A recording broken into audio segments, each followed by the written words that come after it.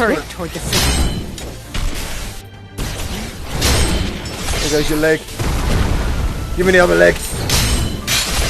And I'll have your arm. Using broken blades to fight is reckless. You need to switch them out for new ones.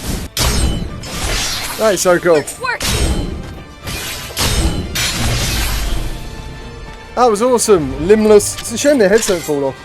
I've had access to Attack on Titan all weekend and was putting it off due to simply not looking forward to playing it after the gameplay trailer dropped. But as I did state in my reaction tweet to the trailer, how this game plays is what will be make or break for fans, and after having completed it today, to my surprise, I came away wanting more. I'm not going to lean into the $5 price tag for my reasoning or justification, because regardless of the price, this has actually been fun to play for the 2 or so hours it took me to complete it and unlock all the weapons. So firstly, I want to address presentation.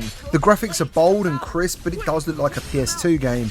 The scaling can feel a little off sometimes from the player's perspective, but it does do an okay job of making you feel like you're fighting giant bosses within a huge city, especially when it comes to the abnormal variants of the Titans. The game does suffer from severe jaggies, shadows are pretty damn awful, and you can hit some major frame drops in certain areas, but the frame drop moments are luckily not too often. I will experiment with Quest Optimizer because I reckon this will definitely help for those of you who own a Quest 3, and if you don't know what Quest Optimizer is, I'm going to leave a video in the description of how you can make Contractor Showdown go from like 72 Hz and get it running at 120. It's a great app.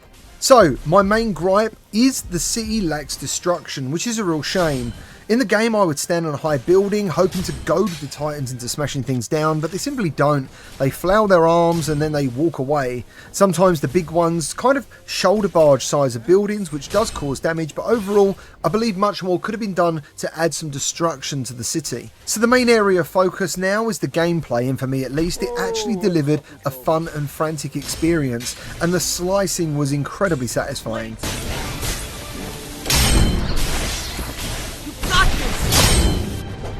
His arm.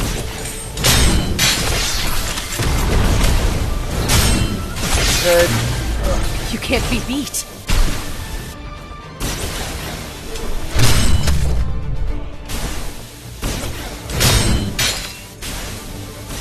Using broken blades to fight is reckless. I know. You need to switch them out for new ones.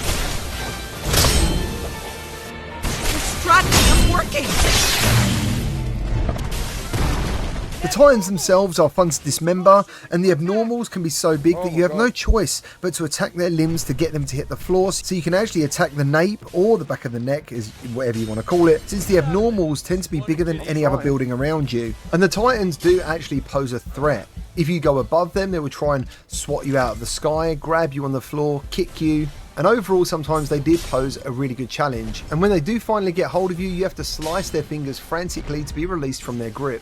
Now, one of the things players really want to know about is if there is any mid-air rotation. So basically, to let you know, you can't barrel roll in this, and I think this is for the comfort of the player. It's a safe choice, but some players will want all access movement.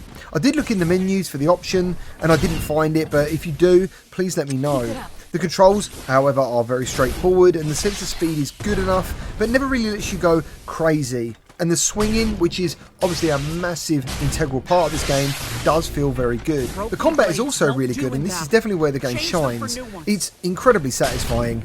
Taking down multiple Titans with a mixture of limb attacks and slicing their necks without touching the ground actually feels really good. And as you unlock different weapons that have different strengths and weaknesses, those weapons will determine or enforce whatever playstyle you prefer. For example, you can choose the double blades, which do more damage or have low durability, or there's another weapon that does more limb damage but does lower nape damage. So when the mission demands that you have to protect an area from lots of incoming Titan attacks, it's best to sever as many limbs as possible to slow them down and then take them out once they're on the ground. It can feel like juggling at times, because when you have 5 or 6 Titans all at varying speed and size, you have to work out your gameplay tactics to avoid losing the mission. and this game actually has a challenge to it, which I really enjoyed, and I did die 4 or 5 times. Speaking of missions, there is only 3 types. Protect, as I just mentioned, picking up supplies, and then there's simply all-out killing to protect the city. It is fun, but since there's only 2 types of Titan in this early access demo, it quickly did get old, and the 2 hours of gameplay actually ended right when I wanted to have a break. Also, before I summarise, the cutscenes were a bit jarring. They're a mix of VR windows with borders, and then flip into open areas, which seems a little bit undecided for the developers, and if they're watching this, I would say scrap the borders, but thank you for making the cutscenes in VR. To summarise, the feeling of playing Attack on Titan VR Unbreakable in early access is really good.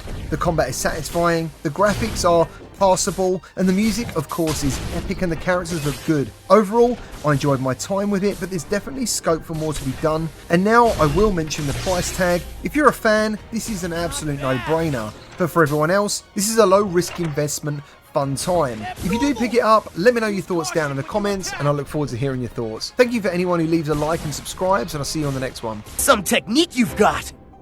Don't think I'll just let you show me up.